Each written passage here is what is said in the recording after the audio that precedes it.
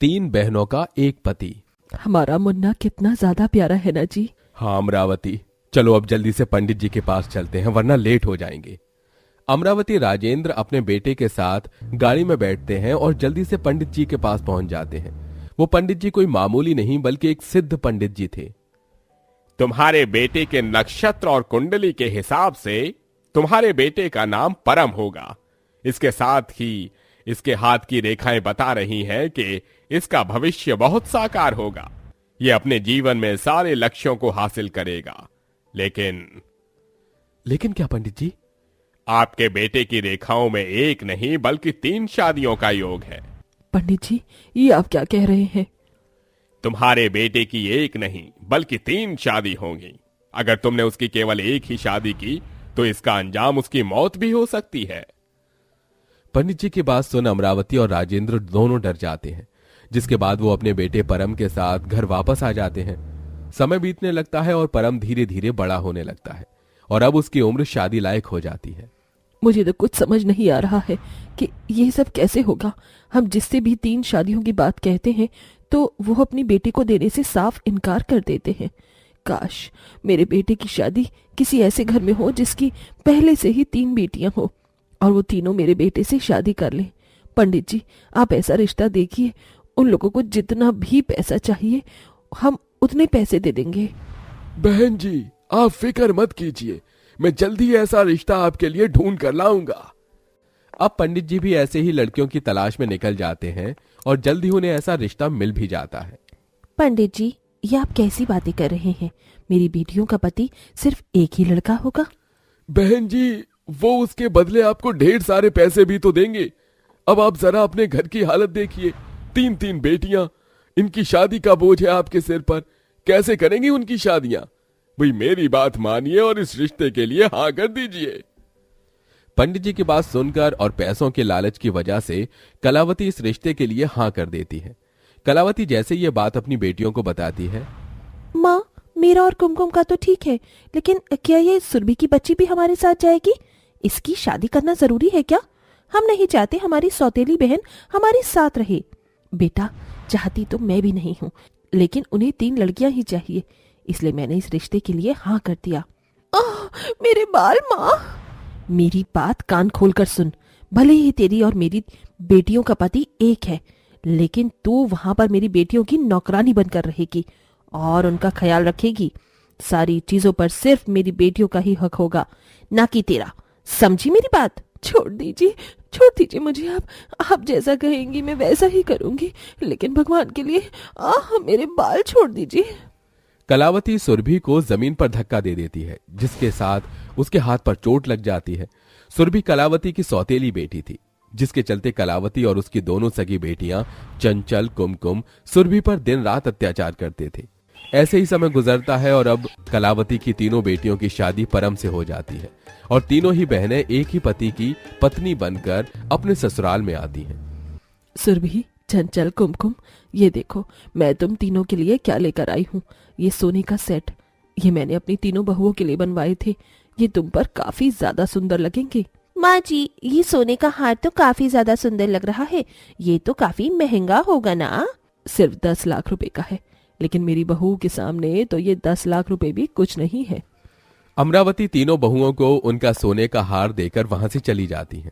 अपनी सास के जाते ही चंचल और कुमकुम बेचारी सुरभि के हाथ से उसका सोने का हार छीन लेती है। तू इस सोने के हार का क्या करेगी? ला, इसे हमें दे। इसे तो मैं और चंचल ही पहनेंगी।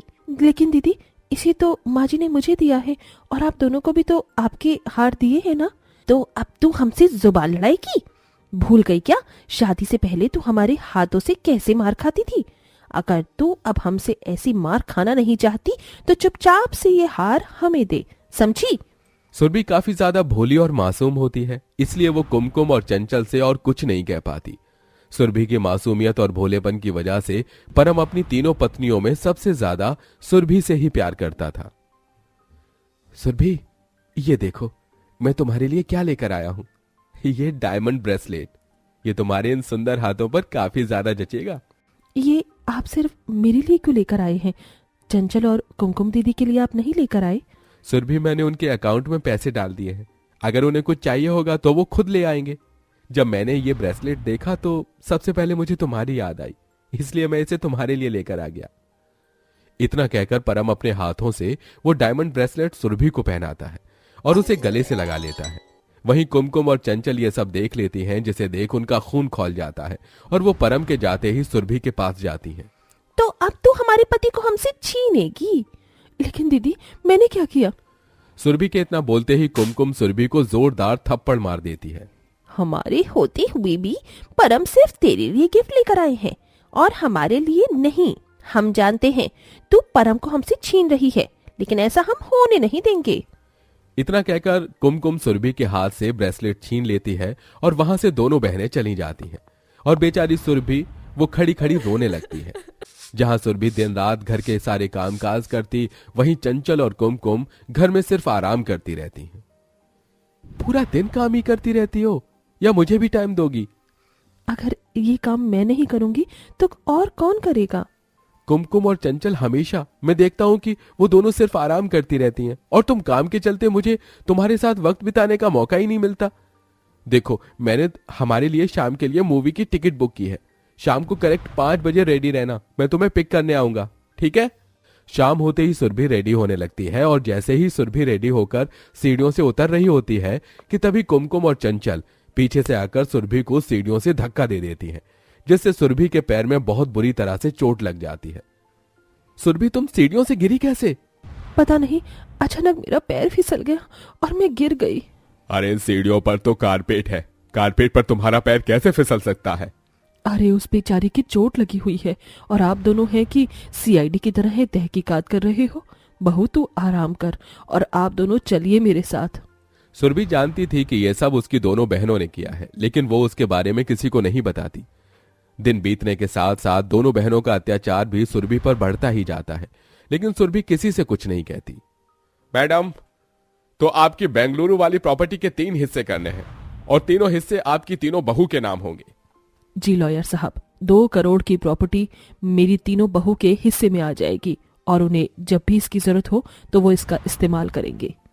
अमरावती और लॉयर की बात चंचल और कुमकुम चुपके से सुन लेती है। चंचल, अगर इस प्रॉपर्टी के 3 हिस्से होंगे तो हमें सिर्फ 2 करोड़ मिलेंगे और अगर 2 हिस्से हुए तो हमें 3 करोड़ मिलेंगे। लेकिन इसके लिए हमें उसे सुरभि की बच्ची को अपने रास्ते से हटाना होगा। लेकिन हम ये सब कैसे करेंगे? कुमकुम और चंचल सुरभि को जान से खत्म करने का प्लान बनाते हैं और बिरजू मोहन नाम के 2 गुंडों को सुरभि की सुपारी देते हैं। उस दिन घर में कोई भी नहीं होता। इसका फायदा उठाकर बिरजू मोहन घर के अंदर घुस जाते हैं और सीधा सुरभि के कमरे में चले जाते हैं। सुरभि उस समय फोन पर किसी से बात कर रही होती है। दोनों गुंडों को देखकर सुरभि बहुत डर जाती है। कौन हो तुम लोग और मेरे कमरे में कैसे आए हो? हम यमराज हैं और तुम्हें यहाँ यमलोक पहुंचाने आए हैं। सुरभि उन दोनों गुंडों से बचने की काफी कोशिश करती है, लेकिन वो दोनों गुंडे सुरभि को घेर लेते हैं। वो दोनों गुंडे सुरभि को मारने वाले होते हैं कि तभी वहां पर परम पुलिस के साथ पहुंचता है। सुरभि, तुम ठीक हो ना? कौन हो तुम दोनों और तुम सुरभि को मारने के लिए क्यों आए हो? परम के पूछने पर वो दोनों गुंडे सब बता देते हैं। थोड़ी देर में चंचल और कुमकुम भी आ जाती हैं। उन दोनों के आते ही परम उन्हें एक जोरदार थप्पड़ मार देता है। परम जी, ये आपने क्या किया? आपने मेरी दोनों बहनों पर हाथ उठा दिया। ये सब मेरी वजह से हुआ है। मैं सौतेली हूं ना, इसलिए अगर मैं सगे होती तो आज मेरे साथ ऐसा नहीं होता। मैं आप लोगों की जिंदगी से हमेशा के लिए चली जाती हूँ। चंचल, कुमकुम दीदी, मैं इस बारे में किसी को कुछ भी नहीं बताऊंगी और आपको भी मेरी कसम है, आप इस बारे में कुछ नहीं करेंगी। मेरी बहनें जेल नहीं जाएंगी। इतना बुरा बर्ताव करने पर भी सुरभि की ऐसी बातें सुन चंचल और कुमकुम का सिर शर्म से झुक जाता है। सुरभि, बचपन से लेकर आज तक हमने तुम्हारे साथ इतना सब कुछ किया, उसके बाद भी आज तुम हमें पुलिस से बचा रही हो। हमें माफ कर दो। तुम नहीं, बल्कि हमें तुम्हारी जिंदगी से चले जाना चाहिए। तुम और परम खुश रहो। ऐसा मत कहो, हम तीनों साथ में खुश रहेंगे। जो हुआ उसे भूल जाओ। सुरभि की बात सुन उसकी दोनों बहनें उसके गले लग जाती हैं, जिसके बाद अब सभी बीता हुआ कल भूल जाते हैं और नई जिंदगी की शुरुआत करते हैं और अब तीनों बहनें अपने पति के साथ खुशी खुशी रहती हैं।